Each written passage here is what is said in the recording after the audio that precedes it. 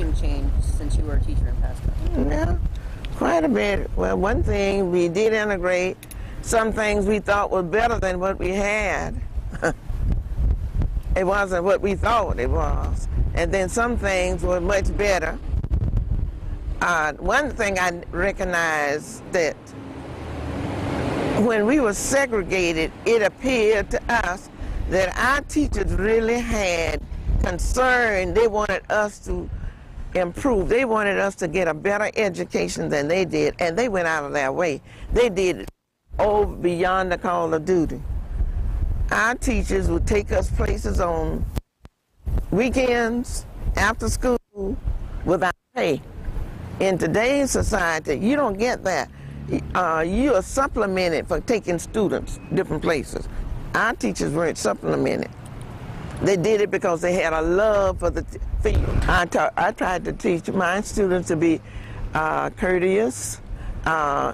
You see a particular situation, try to cope with that particular situation, and try not to let your temper get away and destroy.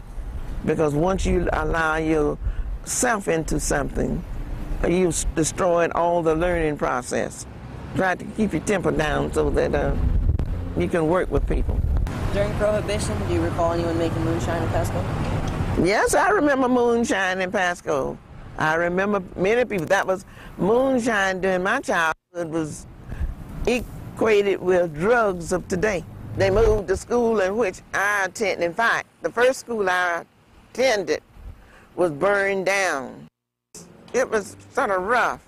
But anyway, somebody burned our school down. I was in 3rd grade when our first school was burned down.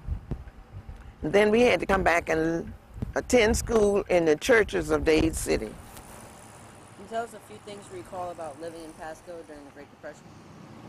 Well, I was sort of small, but I do recall my father having a difficult time making enough money to support the family.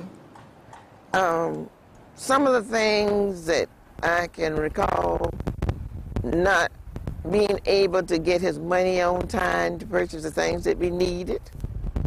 Our living condition, we had to do without a number of things. Our favorite pastime was going to the movie on Saturday after you had done all your chores. Meeting with friends. We didn't have places to go like some place, amusement parks and so forth. We played in big fields where we can find property, big fields, and we also had fun playing games. We did a lot of games like London Bridge and falling down, little sidewalk, and then there were made-up games. We had a number of made-up games by the black people. We called Negro people at that time. We played a number of games. We didn't have different game activities like you all have now. Mm-hmm. And how much did movies cost back when you went? I think, as far as I know, it was 10 cents, 5 and 10 cents. Wow. And of course, we would go upstairs. If you happen to pass and you have never been by the Crescent Enrichment Center, on the north side was where we entered. And they were steep steel steps. And we went upstairs. Heard just Lumberton, Florida. That's probably what you hear tell of. Some people call Richland. Okay. All right, it's just outside of Zephyr Hills. My grandfather was a barrel maker for the turpentine. And he worked here for about a year or so. And my grandmother, the older, decided to live here in Dade City. Then my fraternal grandparents came from Gaston County, Quincy. And they came here because of tobacco. In that period of time, tobacco was popular, particularly along here, along 6th Street, farther down. There was a tobacco factory. People made tobacco, cigars, and southeast part of the Dade City was called the Old Farm, where much of the tobacco was grown. And that was the way they made their living. So both of them grew up in Dade City and married. Then my father begin to do odd jobs. My father worked for a man by the name of H.G. Batchelor, who was once a tax collector. And that's why I have so much fond memories of this place, because as a child I remember coming through here, going upstairs where Mr. Batchelor's office was. And that school was given, the whites had a school, the blacks didn't have a school.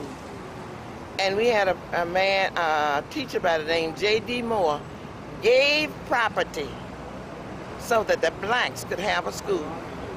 Then we moved up on 301 across from the, the beverage chest. And that was the school that I went to. And it was burned down, and then we had to go to school in the church. Then when they reconstructed that school, and I graduated from that school under the name of Moore Academy. I came back to teach under the name Moore Academy. And then somewhere in the early part of the 50s, they separated the schools, and the school was named Mickens High School and Moore Elementary School.